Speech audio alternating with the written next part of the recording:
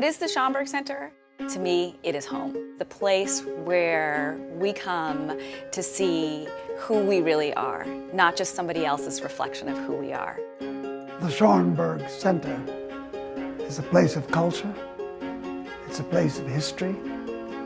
It's a place of knowledge. The Schomburg Center, to me, is a repository of all of the things that has documented our sense of worth as a people. For me, that means that it is a place of immense power. The Schomburg Center is a public research library and a cultural institution for the study of the Pan-African world. It is perhaps the best in the world.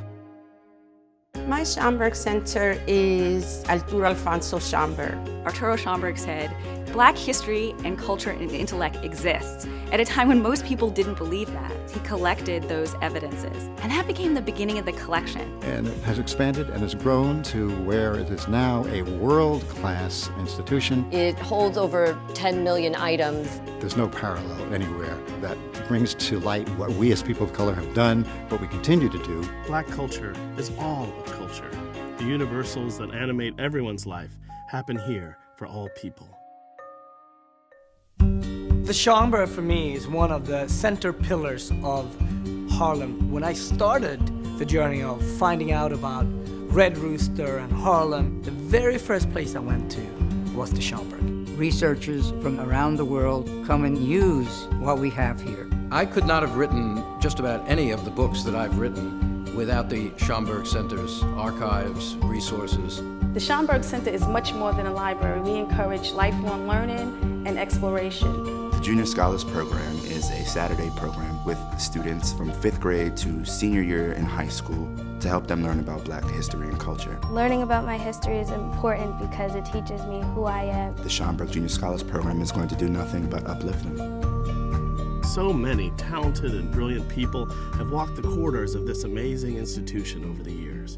From Octavia Butler to Toni Morrison and James Baldwin, Ella Fitzgerald, Alvin Ailey, and Harry Belafonte, who graced the stage in this room of the American Negro Theater. This place evokes great memories. It was a gift to us in our community to really try to find that space to reflect expressions of Black experience. I just knew that the environment and what I saw these young African Americans doing was a place I needed to be. What is my Schomburg Center? I'm standing here at the Cosmogram, which underneath holds the ashes of the poet Langston Hughes. On the evening when this Cosmogram was dedicated, people began to empty out of the auditorium. A jazz trio struck up, and to my amazement, Amira Baraka went over and asked Maya Angelou for a dance. And they started to dance on top of the Cosmogram, on top of the ashes of Langston Hughes, and I felt what a fitting way to kiss the memory of Langston. The Schomburg Center is a research institute and a library, but it's so much more than that. There's something going on every day. So many amazing people come here to talk about their creative craft, to share what inspires them. The Schomburg Center's collections help to tell stories even beyond our walls. The Schomburg Center is here in this exhibition at MoMA, One-Way Ticket, Jacob Lawrence's Migration Series. We depend on the resources of the Schomburg to enable us to tell this story. Thinking about the implications of the past on the present is absolutely crucial for understanding the next steps, understanding what we have to do to go forward. We today have the responsibility of making sure that new artists and activists, new scholars and poets know that this place continues to be a resource and a source of inspiration for the work that we must continue to do.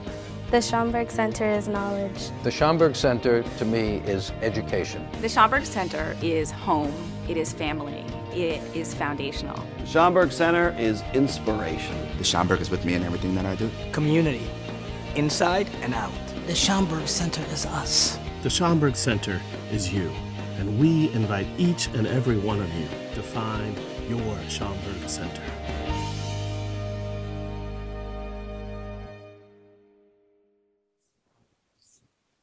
Hi there. Thank you for tuning in today. My name is Novella Ford, and I'm the Associate Director of Public Programs and Exhibitions for the Schomburg Center for Research in Black Culture. As you saw in the video, we are dedicated to the collection, preservation, and interpretation of global Black experiences. Please visit our website at schomburgcenter.org for more information on how you can access our digital resources and services while we remain closed due to COVID. And you can also find a complete list of our upcoming virtual programs. Back in January of this year, we hosted our 9th annual Black Comic Book Festival, where Black imagination is centered as a generative place for investigation, pleasure, and community building, a place where we can see ourselves and our history as the basis for such rich storytelling. We get to do the same this evening. We are joined today by Courttia Newland, whose latest novel, A River Called Time, is described as a monumental speculative fiction story of love, loyalty, politics, and conscience. It takes place in an alternative London devastated by war and climate change. And if you haven't seen the cover, it is gorgeous.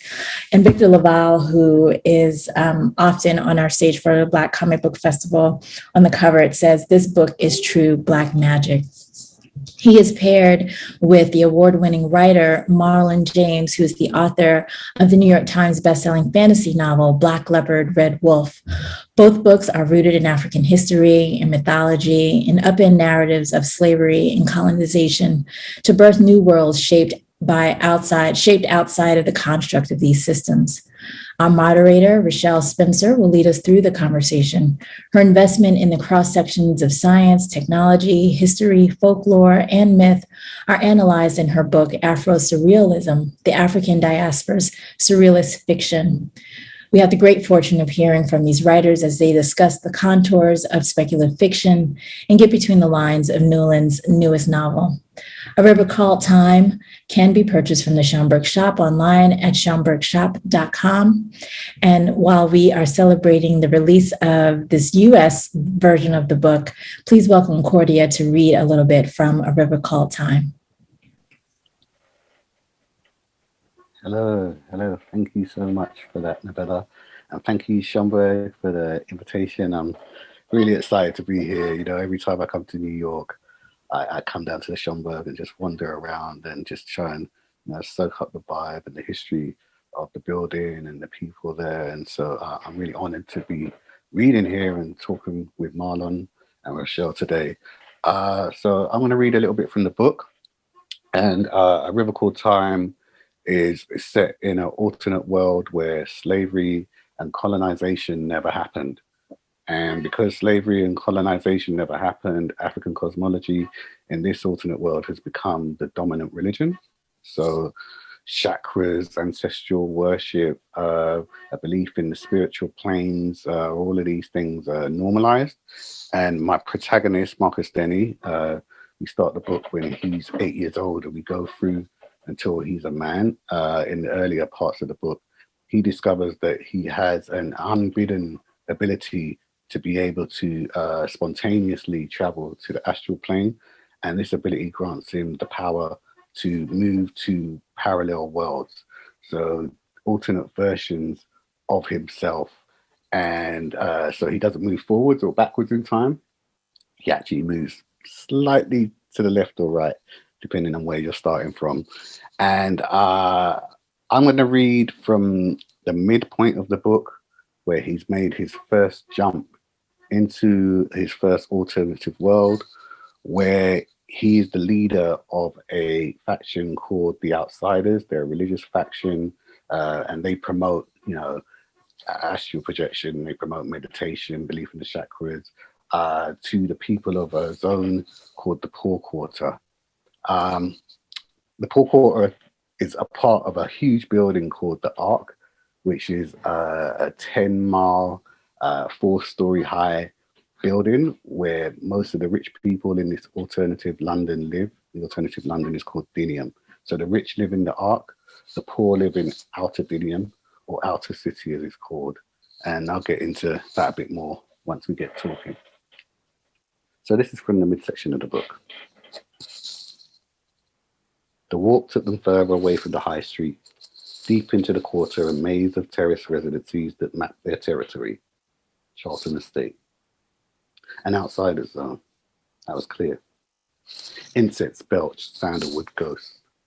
Gardens were filled with squat candles set in the form of their six-pointed star, the centered O. More difficult to see in low light were the spray-painted murals, orishas, gods, deities, angels, and symbols adorned every surface, walls and fences, doors and windows, sidewalks. Prayer flags, symbolic representations of the chakras, crescent moons, triangles, upward swirls. Often no shapes or symbols, only merged formulations of colors. Seamless mosaics of red into orange, orange into yellow, yellow into green, green into purple. Markers of dedicated outsider homes. Passing deeper into those residencies, a wave of movement turned candles into nocturnal coral birthing polyp flames. Shadows formed and retracted in swelling motion. Doors opened, and families came. Marstons, Amens, Wazis, and Akoros, Trinities, Mices, Braithwaites, Mongs, Fajimisms. Surrounding Chile and Marquis, pressing determined bodies against theirs, reaching for temples and foreheads with rough fingers, touching bare skin, offering greetings and gifts of food, foil-wrapped packages, and bags of cloth. They wore dreadlocks and head wraps, hijabs and gelis, a glitter of whisper-thin robes and saris, agbadas and lungis sweeping grimy streets and sidewalks with glints of starlight. People gave small carved effigies, a kola wood Ganesh, polished and embedded with circular beige grain, a stone grey Shango, pearl teeth gritted in anger, and handfuls of others, some beautiful, most simple. Marcus took them gratefully, otherwise Chile accepted on his behalf, concealing them in the hemp bag at her side. They would be given to the temple, distributed among disciples. A rare few would make it to their allocation. He talked with all who had left their homes to meet him, reassuring he was well, untouched by corpse or uprising. Corpse is the arts police force. He wasn't poisoned, neither had he succumbed to its. Teacher was in perfect health, alive. Questions came in muttered succession, each speaker knowing that they should let him leave eventually. Given time, they retreated, heads bowed, pulling moon-eyed children by reluctant fingers, backward like the rewound video of their childhoods, until the doors closed. And once again, candlelight broke the silent darkness with its staccato, baritone language. Marcus and Chilishe walked further along the block, encountering more outsider residents, who came and greeted the pair as their neighbours had, and onward to the next block and the next, until finally they arrived at a large two-story home adorned with white roses hung on the front door. The bouquet circled a sign made of simple white paper that bore the family name, visiting hours, and times of prayers in a careful, printed hand. A lean, dark man smoked tobacco nearby. Marcus tried to remember his name. Chile, as ever, read his mind, standing on tiptoes, whispering into his ear. The son, Parv, discarded his splint and came to them, clasping their hands. Reddened eyes, far off, hardly resting on any one thing, a mind full of all the chores to perform inside the house perhaps, or in Isa, with the spirit of his loved one. Marcus recalled a similar unmooring after Ninka joined the ancestors, that's his brother. He wasn't even sure if he'd returned to the full consciousness of mortal existence, even after all the years since. Teacher, we're so sorry. Sylvan's misdeed, the source of Par's discomfort. Don't be. It's done. We're sorry to be here under these circumstances. We only hope your mother is at peace. Everyone tried to tell her. She never listened. She's obsessed by simulations. Who can teach the old? Certainly not us, Chili said, voice made gentle with supplication. Pa's smile cracked the tired lines of his face. You must eat. We'll pray. The teacher isn't 100%. We'll have to leave soon. Of course, of course. Pa moved towards the house, crooked arm cradling space, pulling Aura towards the door. How are you, teacher? I'm getting there. he told him, and they were over the threshold. Inside, a passage filled with people pressed against walls, gasping when they saw Marcus and Chile. Alert bodies, lowered eyes. A wave of bows, mutters, clasped hands raised and shaken in their direction. Word of his arrival, travelled throughout the allocation. From a room he couldn't see, a rising, fawning chant of bhajans led by the high, sonorous voices of the elderly, louder than all. Strong incense almost overpowered smells of cooking ghee, while raised voices came from farther in, the kitchen most likely. A small bell rang.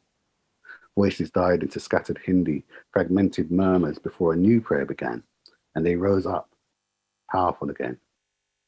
Marcus closed his eyes. He couldn't help smiling. His eyes stung. He was forced to wipe them. He bit back emotion, shook his head. Loss was a concentrated presence in the mystery hum. Parv, eyes set with the classed introspection of a doll, touched a shoulder to indicate they should move on. He led them, edging along the clogged passage, entering the first open doorway they came to. A collected exhalation as the bhajan singers saw them. Prayers grew quiet until he raised a hand, gesturing that they continue. The carpet was covered with white sheets and mourners, close relatives of the mysteries for most part, sitting on the floor in every space and crevice, cross-legged, a plethora of combed and pinned grey heads. A short, rounded elder, wearing a cardigan over her mourning blue and gold sari, sat queen-like, yet awkward, on the sole wooden chair, clutching a prayer book so wrinkled it might have been covered with her own skin, turning pages with an orange-tinged finger. Muttering, she pushed sallow pages back and forth, searching for the right one. Acknowledging Marcus with a nod, she continued to lead as before. The pitch of her voice rang in his ears. Relatives joined her, harmony splitting rainbow light. Chile and Marcus breathed, motionless. When the energy of prayers flowed upward in familiar spirals, they nodded at one another, approaching the altar where a huge silver-framed photograph of Sylvan Mystery was placed beside an illustration of a leaping, dancing Shiva. Sylvan was smiling into the distance, against some unrecognizable background. It wasn't outer city. The darkness behind her proved that. It was always dark in the poor quarter. Thank you. So I'd like to invite Marlon and Rochelle to join me.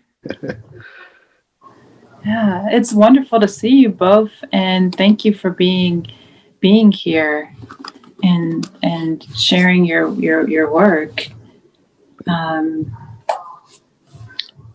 How have you been doing these last few days? There's been a lot on everyone's minds. How are you all feeling? It's pretty full on, you know. I'm fatigued, emotionally fatigued, I think, a little bit by, you know, the lockdown and just the political tensions. I think in England, I don't know if you guys have been hearing what's been going on over here, but it's pretty bad right now. Yeah, so as it is, you know, over on your end of things as well. Yeah, we've had some pretty heavy things, you know, what with, you know, woman being murdered by a policeman, stuff like that. It's pretty full on. Yeah, so it's a lot of a lot of frustration with, you know, the way things are, the current system and our current situation. But I think amongst that as well, people are trying to, you know, find the good things and trying to smile about stuff and share jokes and just be there for each other and just say, hey, listen, you know, we got you, you know, let's try and buoy each other up energetically, you know. So that's good. Yeah, just here in New York, trying to watch people, trying to see if vaccination will outpace the new variants. It seems like we're literally in this race against these two things. So we'll see. In the meantime, just start up, you know, trying, I guess, stay safe and stay positive, you know. Mm-hmm. It's still a pretty surreal time. It is a surreal time, and which you said about staying safe and staying positive. What Marlon said about that, what Courttia said about that we have community, kind of form a community. I wanted to ask about this idea of living in a moment where there's a lot of violence and a lot of dystopian elements in real life. So I wanted to ask you all about that. That there's these dystopian elements in real life, and I don't know. I sent a couple of questions, and I wanted to know, what do you think about that? There are Afrofuturists who are feeling a little bit hopeful about some things and the possibility for change, but there are also people who are, the Afro-pessimist movement is also popular, and people are wondering if there's going to be any change. So what are your thoughts? Do you consider yourselves Afro-pessimist, Afro-futurist, something else? And what conversations should we be having? And I want to apologize. I'm a little nervous. Courttia, I think I mispronounced your name, so I'm apologizing for that. No, you haven't actually. No, it's totally fine. Yeah, don't worry.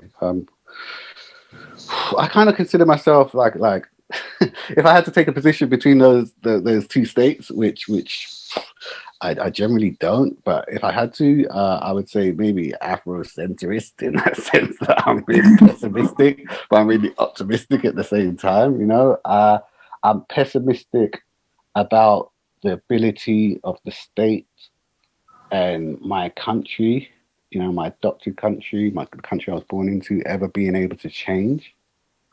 I'm severely cynical about that.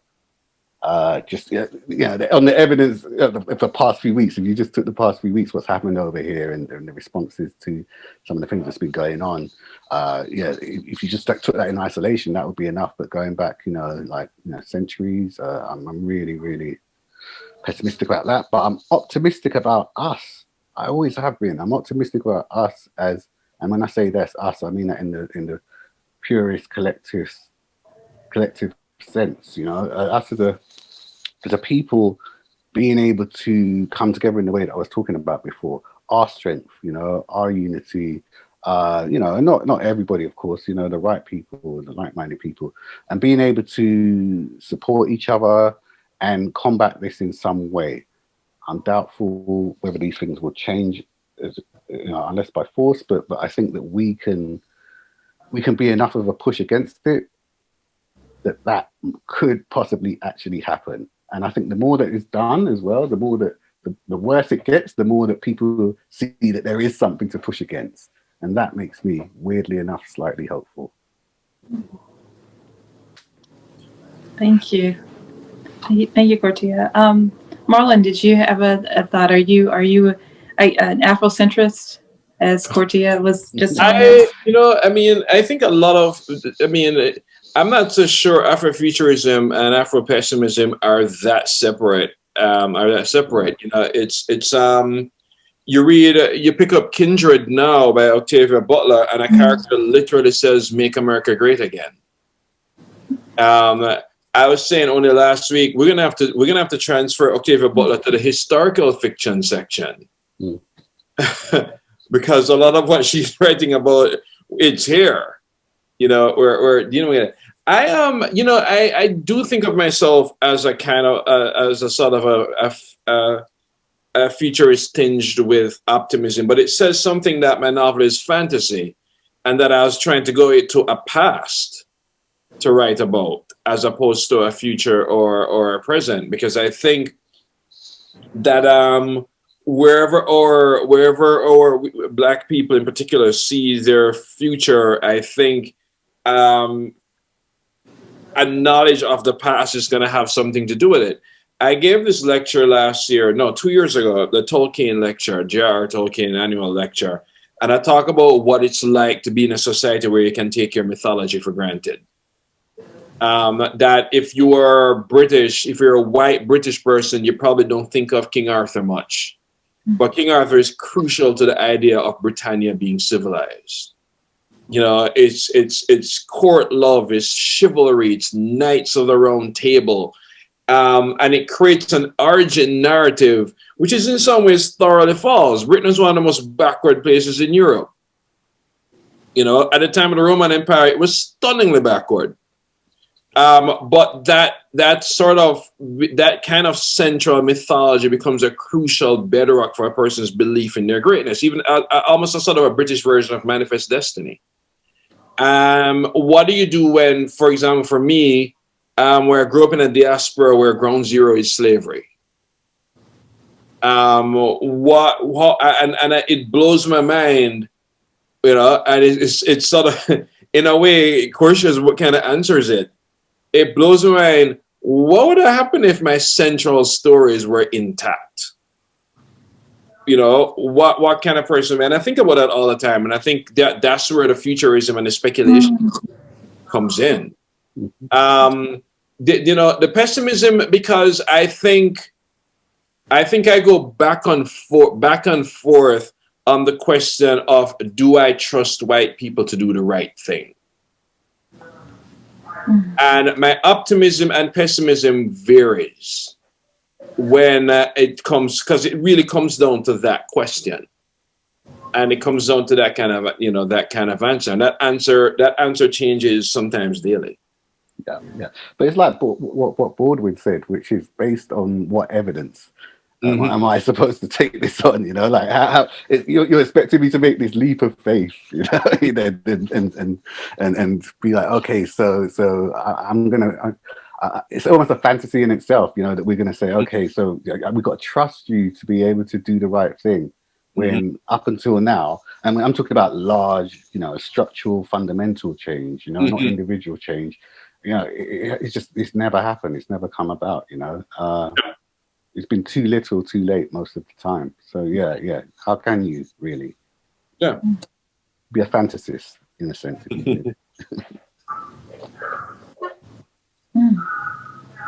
So it's hard, maybe challenging, to create these, to imagine these new, to imagine something new when there is so much around us that is dystopian. It's hard to maybe imagine that something different, or when there's, or more idealistic when there is so much around us. That's a challenge. It's not a challenge so much. It's not hard to imagine it, because, like, you know, it's like there's an urgency to our need to imagine something different, you know. So for me, it's just like with this book, it was just like, you know, it came out of a desperate want, you know, like to say, okay, how could the world have been different, you know? And I think we all have this sense of hope, in a sense. So I didn't find it a challenge to imagine that. I think the challenge for me came from being able to render our specific reality and then embed that with some form of hope. You know, I know there's a lot of talk going around lately about, you know, the need to put forward a utopian vision of our futures or even our past, you know, a future that is not pessimistic at all, because we're writing books for people to read. You know, it's like, you don't want to be writing these books and then saying to people, hey, there is no hope. You know, a Trump novel. There is no hope. It's all rubbish. You know, like, you don't want to be doing that. So there's a kind of sense of, I don't know how you feel this, Marlon, but a sense of, like, not responsibility, but like, okay, so I've got to be able to find some light in here somewhere, but at the same time I'm trying to render our realities, and our realities have been such, you know. So finding that balance where you're not being you're not being too Pollyanna-ish about your vision, you know, but at the same time you're incorporating it with a level of, okay, there's some light for humanity. That's the tough bit for me, you know, and I racked my brain with that in this book, and with many other things, you know, and I tend to seesaw. I think sometimes I'm just like, you know what, I'm just going to give it how it is, you know, like, and what you were talking about, like, earlier about, you know, seesawing between the two states of being, you know, optimistic and pessimistic. I do that in my fiction. So there'll be some fiction where it's like, okay, this is how as bad as it can get, and then some other things say, but it could be good also over here as well, you know. And I try and make sure that I'm giving those equal balance, I think. Yeah, but it's hard. Yeah, I mean, for me, the writing itself wasn't hard, and it still isn't. And I think because I've always looked at writing as a kind of escape, even when I mean, even when with my subject matter where things rarely end well for the characters, the journey to that place, even if it's a place of total atrocity, was still so if not exactly an escape, a kind of a relief, I think. You know, I'm writing a sequel to my novel, and I've been writing it through this pandemic, and I've been writing pretty much every day. And I think the reason why, because pretty much none of my friends have been able to write anything during this pandemic. And I think for me, because the writing is a relief from the pandemic, the writing is an escape from it.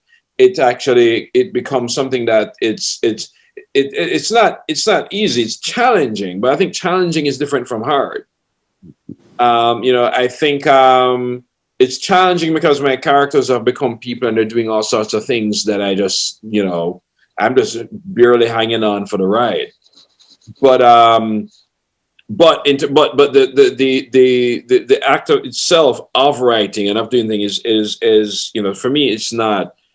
For me, it's not hard. For me, it's something that I've actually looked forward to. It's something that in some ways have been, certainly for me, a relief, you know, during this pandemic.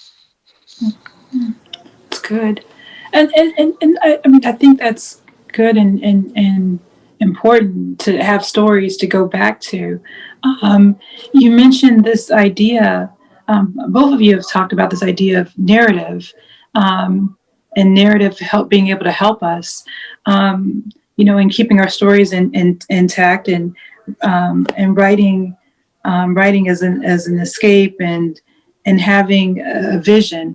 So my question is this: if we think about writing, and if we think about narratives, you all are bringing in all of these different forms. You're bringing in myths and fables and kind of and riddles, and you're leaping in back and forth in and out of time. How does that kind of your structure? This is, I guess, a craft question. Your structure. How is that kind of you know, influencing the story you're telling? Because these are very well detailed and structured novels. So how is your storytelling structure influencing the story you're telling? That makes any sense? Okay. Do you want to go for it, Marlon? Sure. It's in a lot of ways these novels I'm writing now are the most linear novels I've actually ever written. You know, that I don't know if I jump around with time so much. What I find myself jumping around with is point of view, and what I find myself jumping around with is, even if the time is the same, people's vision of what they saw is different. You know, also, you know, if you can walk into a room, me and you walk into a room, and it's just somebody, you know, gobbling down a bag of chips, and to you they're starving, and to me they're gluttonous. Even though we're still seeing the same thing. So it's for me, it's almost a sort of a lateral thing. It's sort of all of us is in this space, all of us is in this time, but not all of us are in this space. And I'm kind of interested in that. I'm interested in these different, how people interpret this sort of different things in different spaces. I think also it's easier for me because the novels are actual journeys. And I think because they're their actual journeys, they do move through a sort of a you know, a time and space and so on and you know, to the point where I have to remind myself, you know, people age, people get old. I have to remind myself, wait, your character is 50 now, they can't do that, and so on and.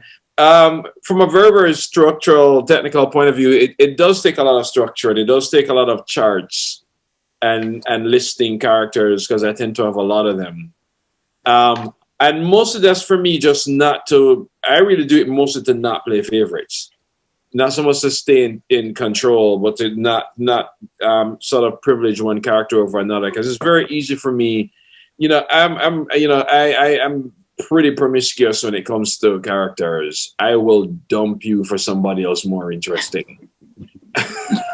And all they have to do is smile away or be a wisecracker or go, oh, you look like you're pretty cool. Let's take the novel in your direction, which is something I always have to fight myself from doing, because then I end up with no story. But yeah, that's how I see. That's the sort of things I see myself playing with when I'm writing. That's so interesting. I find myself with this novel in particular being quite non-linear for the first time, which is interesting for me structurally. I've generally played things quite safe up until my last two novels and been quite just straight down the line. I'm just telling this particular story. I think the story that I wanted to tell demanded that this structure was a little bit more intricate, but not intricate in a busy way. I don't feel like I'm not. It's weird. I am playing with time, but I'm not playing with time in the expected way, because I'm not going back and forth through different time periods, even though the different timelines inform each other. They're seeded through every part of the book. But because I'm moving sideways, and this is one of the features of the book that I think reviewers have been slightly baffled by a little bit, or like, why did he do that? Or just like, well, it's something that's been remarked upon a lot, is that every section of the book basically starts again with the same cast of characters being completely different people, because he's moved to an alternate world. And when he moves into this alternate world, he has all the memories of who he is. It's not like, the kind of time travel novel where he appears and he retains who he was in the beginning. He has no idea that he was somebody else in the other time periods. So that was kind of, it's a kind of strangely awkward structure, but not in the way that you would expect. Because on one level, it's quite straightforward. It's just, he's different people in different times. It's almost like having that promiscuity that you were talking about, but just with one person. It's still the same person, but he's being different people, But then to remember that he's different people that are also being informed by the people that he was, but he doesn't know it. That was, again, it was challenging, but not in a way that it was hard. It was fun, and I really got into it. And I feel like at the end of the book, like, God, kind of, I wish that I could do that again, but I know I can't, because it's like, that's only for that book that those rules apply, But like, if I could find a way to do that again, that would be really interesting, because, he has deja vu in this book, and but deja vu in this book is the recollections of your other selves. So every time he has a flashback, you've seen where that came from in the other parallels. You know that this flash that he's having actually did take place somewhere else in his timeline. And it was just like a whole lot of fun. I plotted it out completely before I got started, and I did this 18 years ago. I started this novel 18 years ago. I don't know if you know that. So I plotted it out completely in 2002, and then I wrote part one, and then I didn't return to the rest of the novel until 2019. So all of part one is exactly as it was in 2002, and the rest was done now. And I just thought, thank God that I'd written this all out before, because like I there were things in it where I was like, wow, I didn't remember that I'd done that. There were things that were very, very vivid and stark in my mind, and there were also things that were terrible. I was like, okay, this I really need to. I'm not doing that. No, I can't do that. And one thing I think was really interesting about doing a timeline or an outline in 2002 is that my younger self really showed, man. But the young man that I was, and certain concerns and issues and all this stuff was in the book. And me as a mature man is looking at that. We talk about time and stuff. Me and a mature man, maturer, looking at it like, wow, you really did that. You were really like, but I have the luxury of being able to change it, unlike, when you've written a book, as you're in your younger years,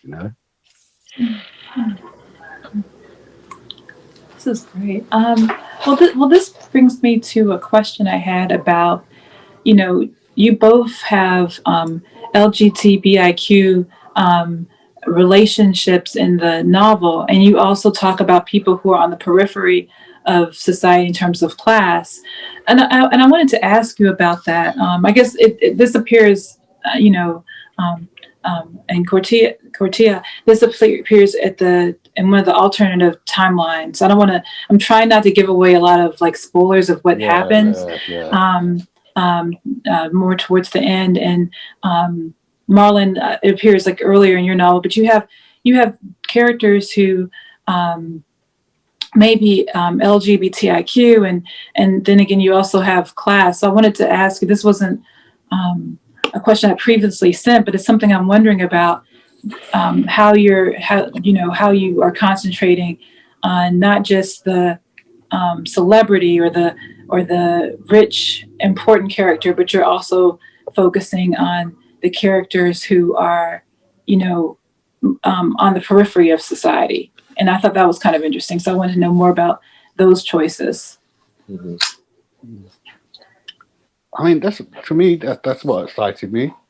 I think, that's the people who I'm always interested in. I'm from a working class background. Those are the people that I've always found exciting. I'm less interested in those people with power, because I feel like the people with power have had a lot of their stories told.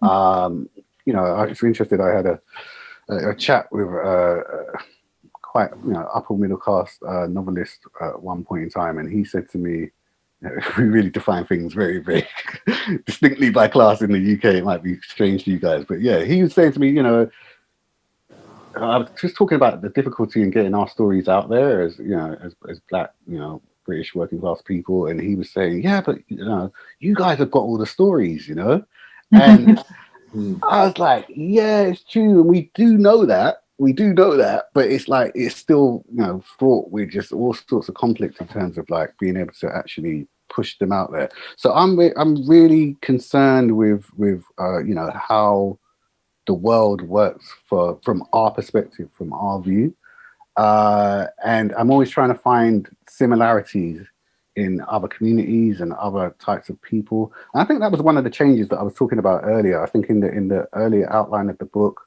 I hadn't done that in that section of the book. I hadn't looked at that sort of marginalization, and I thought it was a really good opportunity to do that. But also it worked in tandem with the character's journey as well. I thought it would be first and foremost, like I didn't want to do it as a token gesture. I wanted it to say something about where the character was going. And it just felt like it was really brilliant for his story with Chilishe to talk about a different type of love. I thought that was really important. And I'm not talking about, even the relationship with Chilishe. I'm talking about his relationship with Chilishe in that section, Okay. And how he related to her in that section as opposed to how he did in the previous sections, Mm-hmm. So I'm sorry, we're really trying hard not to spoil things, but because it is, I really, and people have been so respectful of that. Actually, in the reviews, they've not really mentioned that part of the book at all. But like, I just really want that to be a surprise. But I think, just the untold stories of different people is what appeals to me, and I'm really, really hoping that's going to be a feature throughout of all of my fiction and all of my drama. Thank you. And Marlon, what are your thoughts in terms of, writing about, people who hunt and are kind of on the periphery sometimes of society? What are your thoughts that that you're also talking about the children who are not loved and cared for and are pushed out? What are your thoughts about that?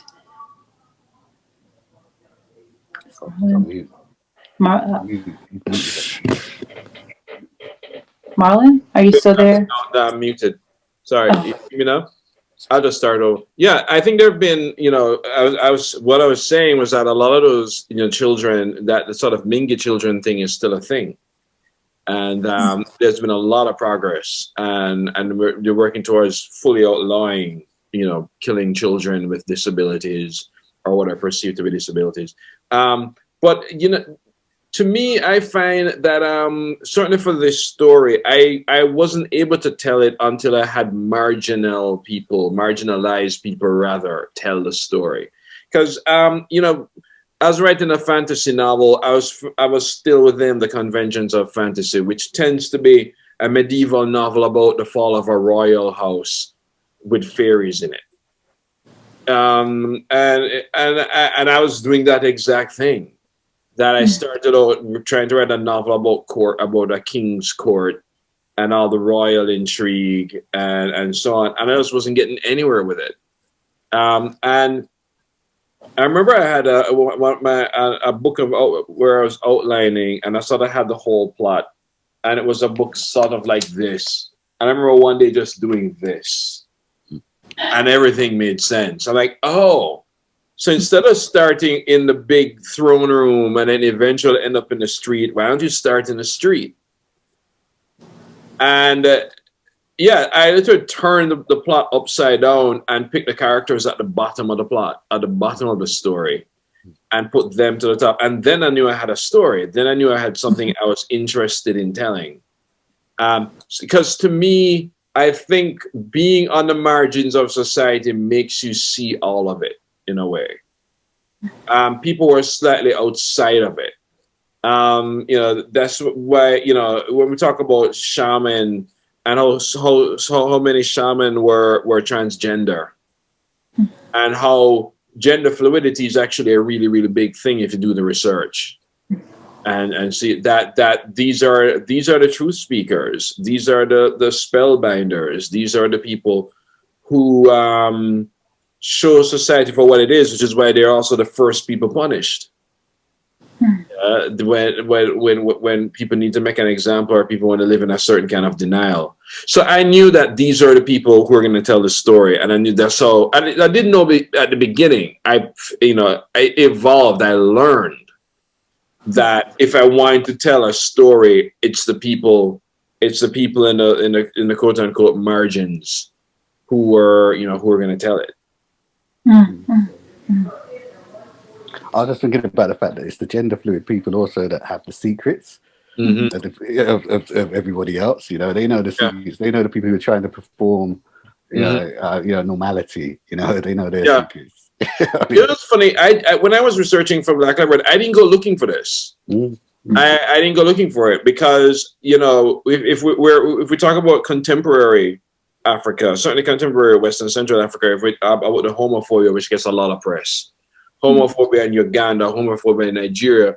And there's a Nigerian novelist, Lola Shonyen, and somebody asked her once on Facebook if you think Africa will ever get to the point where they accept things like gay rights, queer rights. And she said, hold on, Africa was born ready. Until a bunch of white TV preachers from America told them they weren't. The research is what made me find the trans people and the queer people. That there was a time when Shoga wasn't a pejorative. Everybody knew the Shoga warriors because those are the only people you would trust to carry your virgin across territories to be married, because everybody know nothing's going to happen with these men. There's certain peoples in parts of Africa and Native America as well, where there were 14 genders. Yes. Yeah. So this sort of fluidity, this sort of acceptance of queerness to the point where it's not queer, is what I found in the research, and I didn't go looking for validation, but I found it. And the thing is, when one of the things that's transferred to Black communities, I think in the diaspora, is our ability to absorb difference until somebody tells us we shouldn't absorb it. If you go far back in like the American South, everybody know the guy who's sweet. They go, oh, Victor, he's sweet. Everybody knows who's a gay guy in the village. Everybody knows who's a gay guy on the street. Everybody know the two aunties who are not aunties. And Black culture has always opened wide to absorb these people until, evangelical Christianity told us not to. But it's one of those things that the slave ship couldn't stamp out. And I think and that's something I think that a lot of these novels, the futurist novels, speculative novels, talk about a lot: community. You know, because that's what I didn't even see that until I went and did the research. Yeah, yeah, and that also that exists. That acceptance exists mostly in indigenous populations all over the world. You know, you find it's replicated everywhere you go. I was watching something about Hawaii, and they were saying that, you know, these were the people that they opened weddings and stuff. And, you know, and in India, you know, you've got, you know, and you know, go to, you know, Asia, Southeast Asia, same thing that exists there as well. And this has always been normalized in indigenous cultures, which is really interesting too. Yeah. Yeah. Well, did you have any fears about how people would receive the work? Because you're talking about, we have a few more minutes of conversation, and I still have questions. We can talk so after, what is that? We'll do the short, punchy answer. Yeah. You said what I should do. Well, I guess. I guess I have one question that's really important that I think is, as we move into the post-human era, like what do you all envision happening? And I'm going to try to tie this in with the other question. Do you have any fears about how people will receive the work, whether they'll embrace the work? You're talking about violence, so you're talking about violence in this. In an imaginary world, were there any fears about that? And then tying that in with the final question, which is about you know, this idea of what will happen next. What do you envision happening next? From your perspective, what do you all envision happening next with writing and storytelling and the stories we're telling as our bodies, our physical bodies, are, you know, experiences are coming through the internet and through online technologies. That was a lot. So yeah, that's a whole heap. Do you mean like post-human as in AI? Can you define that? Yeah, I'm thinking post-human as an AI, but I'm also thinking that you know, sometimes we spend so much of our lives in these virtual spaces, and that almost feel like fictional spaces. We spend, like, right now we have a Zoom meeting, and I feel close to you all, but it's through Zoom. So I'm just wondering if, you know, I could put a shot on the screen and you could hear my voice, but then you'd see the image of it may not necessarily be my physical body. So I'm wondering, what do you all think about all of those? I try to tie in 3 or 4 different questions at the same point. Yeah, when I'm speaking, I've got like a sieve for a memory. But you know, this is going to be a really strange answer you might feel, but I feel like this digital realm, this post-human realm, in terms of us being here but not really being here, is very, very close to our spiritual forms anyway. Right, it's like where we kind of all started from, and like the physical space is, well, it's really important and stuff. It's not the whole essence of who we are anyway. So I don't really have much fear about this space. You know, I mean, I tell my son that he can't spend all his time, like, you know, texting his friends, you know what I mean, for hours on end. You know what I mean? I say, why don't you just call them? You know, like his big thing is watching Star Wars with his friend virtually. Right, and then they will sit on the computer and they will text each other. I say, why don't you just use the voice thing? It's Zoom. You don't have to do it all in chat. And he's like, no, this is much more fun. So okay then, but I mean, apart from trying to limit his time in front of a screen because I think it's bad for him physically, you know, I actually don't think there's anything wrong with us communicating in this way. And I think that maybe going forward, a lot of things are going to be a hell of a lot easier. I mean, like the New York Film Festival didn't have to fly me out to New York to do small acts. You know, in Lovers Rock, you know, in the car park. Yeah, people were in the car park, just like they got out of the cars and they started dancing. And they had to get, people were like, all right, you have to get back in the cars. But I think it's afforded us a lot of opportunities that we might not have grasped had there not been a pandemic. And I think while some of those things are not all entirely good, there have been some good things, you know. And I think, yeah, it's got me thinking more about a spiritual state. I'll leave it there because I know we've got very little time. But, yeah. A spiritual state? Yeah, our spiritual states. Yeah, and the fact that we're not just our physical bodies, we are in fact our spiritual essence and our minds and all of these things which are not tangible in the same way as having a physical form is. Yeah. And that's okay. I think it's up to us if the future is going to be post-human or not. I think that if I were a working class person in America in the 1920s, then the future did become post-human, because the future was automation, and automation didn't figure out how to include me in it. You know, all these people in America, and I lived a good 13 years in the Midwest. All these people in the Midwest who thought jobs were going to come back. They're not coming back because it's your economy is post-human. So, you know, we've been having a post-human future for a good 200 years now. Yeah. And if it's up to us if we're going to keep being post-human with our futures. Are we going to have an automated teacher? You know, and so on. And so I think a lot of it is up to us, because if we're gonna allow post-human and AI, then we have to address certain things.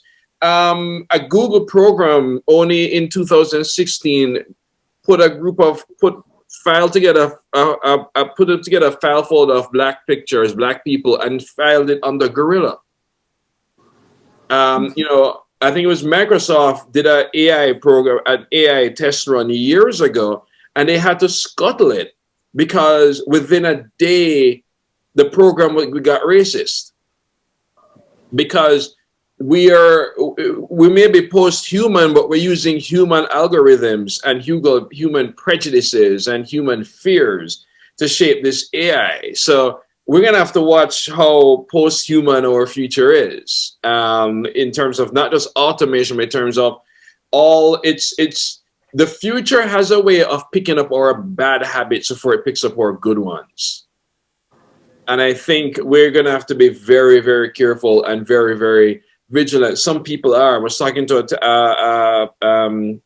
a researcher at IBM, and they were talking about, you know, we have to look at the coding. We have to always pay attention to the coding. We have to diversify the code, or we're really going to end up with Skynet in Terminator, in the Terminator films. Yeah, so to me, that is something we have to think about. You know, we touched on violence and the violence in our stories and readers and how people embrace the work.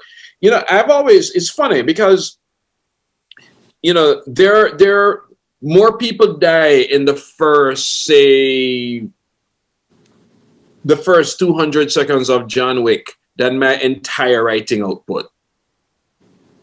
You know, but I still get classified as a violent writer. They'll say your books are so violent. I go, actually, there's not a lot of violence in there. There's more violence on the news. What I am interested in, though, is suffering. And I think we are so used to a vision of fictional violence that does not include damage. It doesn't include suffering. You can have, you know, the mutants knock down an entire city block, but not one fatality. That's not how that works. You know, so I don't think that, so for me, it's not that the violence is not a preponderance, it's a resonance. And I think that ultimately sort of what disturbs people, I think. But I don't necessarily care. You know, the funny thing about, you know, I wrote a novel about slavery, and the thing I'm haunted by is that I held back. Whereas people are like, it's so brutal. I think the reader has some work to do as well. You know, in terms of you know, an experience. It's painful reading a novel about atrocity. It's a little less painful than suffering it. You know, it's people said I can't read a novel about slavery. I go, it's a little bit better than being a slave. Yeah. So it's, yeah, I think I don't see myself pulling back on that. It's because I think these are important things, and I think that fiction and literature and nonfiction can sometimes commit sins of omission. And those sins of omission can sometimes lie to us as to what's really going on. And I think if you're gonna keep speaking truth to power, you have to still tell us what's going on. Well, I mean, I think that's a really good way of kind of closing out the discussion, that we have to be honest and explore. And that was another question I wanted to ask you about, what we can leave out and what we have to include. Do we have enough time maybe for just this one question? It says that we do, we're coming up. We have to bring it to a close. Okay. No, you have the time for the question. Go ahead. Well, I just wanted to maybe ask a little bit more. Thank you for letting us just a little bit more about what you decide to leave in and what you decide to leave out. And I promise that's it. Thank you. That's it. It's a tricky question to ask two writers of big novels. Exactly.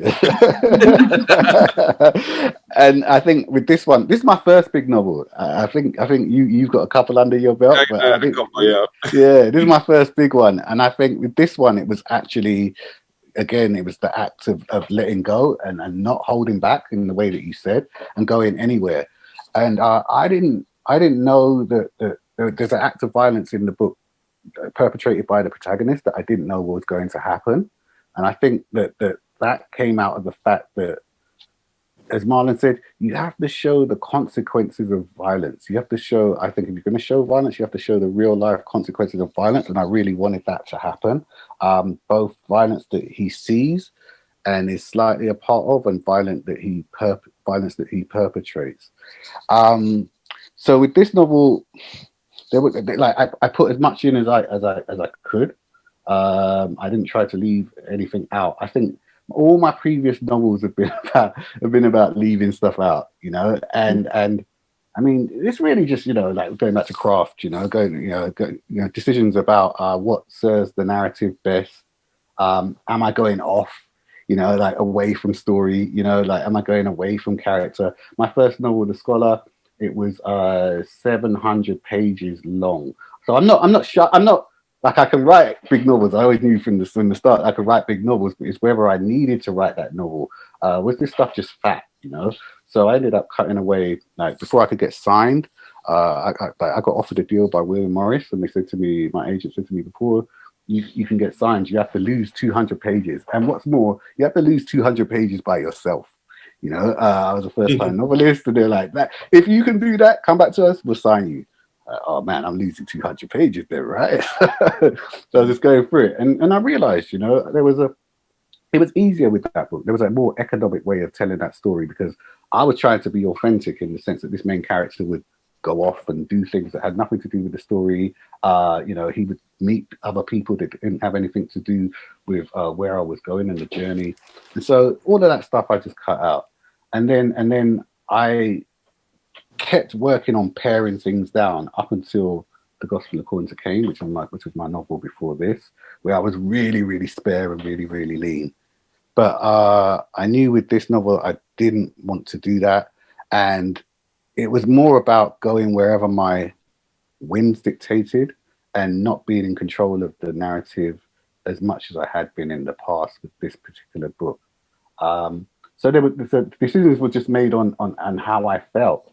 I had a kind of like a trajectory, but it was more about instinctively allowing myself to go off piste a little bit more with this book.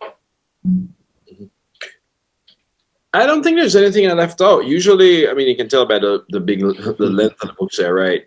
I think the stuff I leave out are stuff that probably don't need to be there. And because one of the reasons why I think my novels started to get longer is I became really interested in the afterlife of characters. I became really interested in the scenes that usually don't appear, and I also became very interested in following up on people. It's sort of like the Up series, when they join in every 7 years to see how these people are doing. And I became sort of very interested in that, the continuing lives of my characters. The things that end up being cut tend to be things that should have been cut anyway. Meaning that I don't leave out things. I leave out things because they're superfluous. I don't leave out things because of a failure of nerve. Like, I'm not gonna cut out a sex scene or a violence scene or something truly disturbing because I feel somebody's gonna be stirred by it. It's I found that very disturbing. I'm like, well, get some backbone, girl. Mm-hmm. Because I think, especially the way I write, which for me, the way I'm writing is I just throw the stories to the characters and go, okay, what do you want me to write? And I like to consider myself a journalist for imagined people. And that I'm here to get all the facts and all of it, the pretty, the ugly, everything. And for me, I couldn't write until, and even now, a novel doesn't become a novel for me until I get the hell out of the way and let the characters tell the story, which may be why most of my story novels are in first person. I just get out of the way and put down what they want to say. Thank you both so much for this conversation, and thank you, the Schomburg, and for letting us, just have this space. This was really interesting, really fascinating, and really glad I had a chance to talk to your work. I think Novella's waiting very patiently. Thank you. Thank you all. I mean, that's kind of the beauty of this virtual space, is that we can be in all the places and come together around a conversation. Of course, I have like 20 more questions to go alongside of the things that you all brought up around violence, around, the future is influenced by us, right? By the current, by how we think about things and so forth. And I was thinking about that even in sort of these fantasy worlds, right? Like, our fantasies are also influenced by our views of the world, I think, or what we view, how we view people. And so, personally, I wonder why there aren't more fantasy, and I could be wrong, right? So this is not my lane. I dip my toe in it. So you all may tell me, oh, there's plenty of stuff for that. But fantasies where, using all of the things that you all have talked about in your book, where there is less violence, not less death, not less suffering, but less violence, and or just a different future than we haven't sort of experienced, right, in real life. And so I wonder sort of where that is, why that doesn't exist, or it does exist and people just don't think it's interesting. Feel free to respond to that or not at all. I'm taking a little bit of host prerogative in mentioning these things. So I think it's out there. I haven't encountered it. I don't know about fantasy so much. I think it's definitely out there in speculative fiction and sci-fi.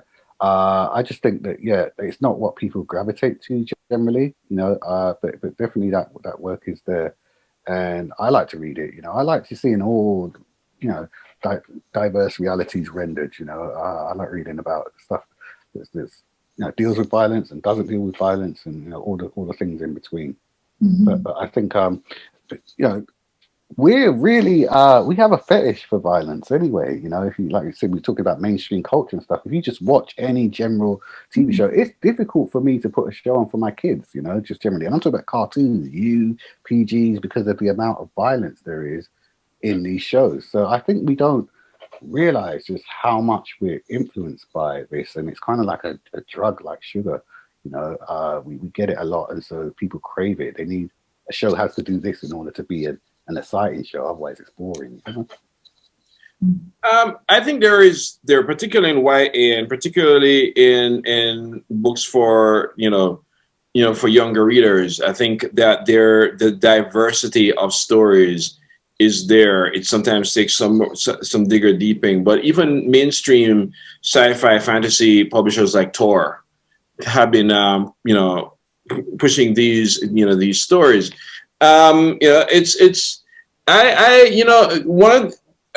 As somebody who I guess writes stuff that sometimes is gets labeled violent, and so is where granted, I'm also writing about people who tend to be violent people.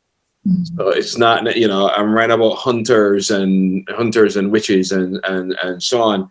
The one thing I would caution, though, it's something we want all the stories, I think, but I think sometimes the kind of push towards, so we don't want violence, or we don't want these things, can sometimes lead to a weird kind of not necessarily censorship, but it's a sort of a sign that let's go after, the argument of sort of, we get rid of this story or don't talk about this or so on. That sometimes that kind of thing happens, like that kind of story happens, and I think